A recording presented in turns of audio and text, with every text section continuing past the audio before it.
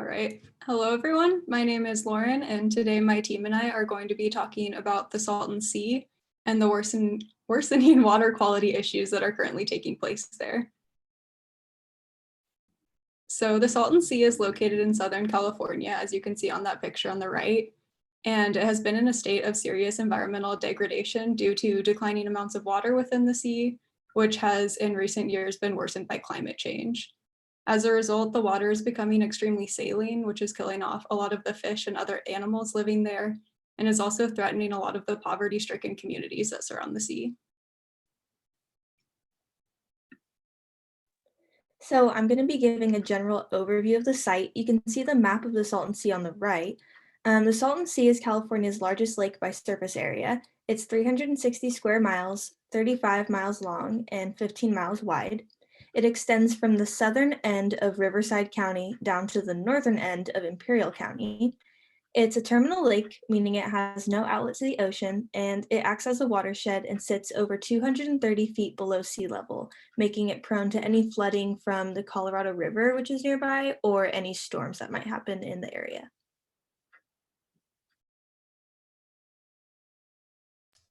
So a little bit about the site history. The Salton Sea first formed in 1905 when the Colorado River floodwaters breached a newly constructed Imperial Valley irrigation canal. As seen on the figure on the right, the course of the Colorado River entirely changed and began to flow into the Salton Basin, flooding farms, roads, and major railroad tracks. This new course would continue for the next 2 years until it was eventually redirected to its original route. After the direct inflow from the Colorado River was cut off, the Salton Sea began to become more and more saline due to evaporation loss until it became predominantly saline by the 1960s. This provided a great habitat for wetland wildlife, and the Salton Sea became a popular recreational attraction, prompting the creation of many new towns. However, with only inflow from agricultural runoff, the sea continued to evaporate and recede. To further make the problem worse, the 2003 Quantification Settlement Agreement dramatically reduced agricultural water pulled from the Colorado River. This has caused environmental issues such as water and air quality to intensify. Due to these environmental issues, there has been a recent push from the state of California and local interest groups to restore the Salton Sea. I'm going to be talking about the existing conditions which plague the Salton Sea right now. The main issue and the source of most of the other issues, which has already been mentioned, is that the water level is declining rapidly due to there being no inflow since it's a landlocked lake. And the only inflow really comes from farm runoff, which has reduced in recent years due to new irrigation techniques. It's currently depleting at a rate of about 1.5 feet per year. And this in turn is causing an increase in salinity, which is the salt concentration in the lake. And currently that is at about 53 parts per thousand, which as a reference, the ocean has an average salinity of only about 35 parts per thousand. So this is a major problem, especially for the fish that reside in the lake. Additionally, as the water level decreases and the salinity increases, a crust-like substance made of fertilizer and salt particulate forms called playa, which can be seen on the right. And this dries and is blown into the air, resulting in particulate in the air and poor air quality in the surrounding area. Finally, the high salinity, hot weather, and nutrient-rich farm runoff results in a perfect environment for algal blooms, which deplete the oxygen in the water and attract all sorts of bacteria, some of which are toxic. All of these things combine to make the lake and the surrounding area dangerous, both for wildlife, which rely on it as a habitat, and for the communities which rely on the Salton Sea economically.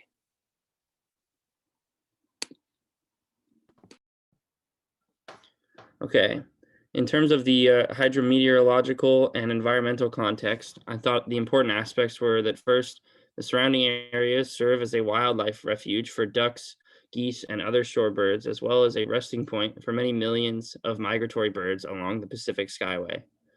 I also thought it was an interesting point that game fish were artificially introduced into the lake back in the 1950s when it was still a tourist destination, although most have died off since.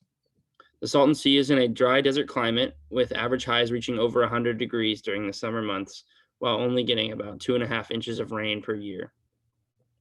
In terms of water quality, as mentioned earlier, the lake is a highly saline environment, and this is partially to blame for the killing of the wildlife. The lake is also an endpoint for agricultural runoff in the surrounding area, meaning that the associated chemicals and wastes are left in the water. Geologically speaking, the base of the Salton Sea sits about 278 feet below sea level, and this depression was originally caused by mountain uplift and the associated subsidence of the soil.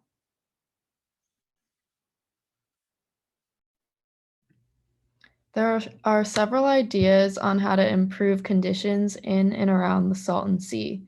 In 2018, 11 engineering groups proposed plans to pump water from the Gulf of California, which is in Mexico, into the Salton Sea to keep it from drying up, which is shown on that map. And there's also a plan to manage the amount of wind and dust in the area.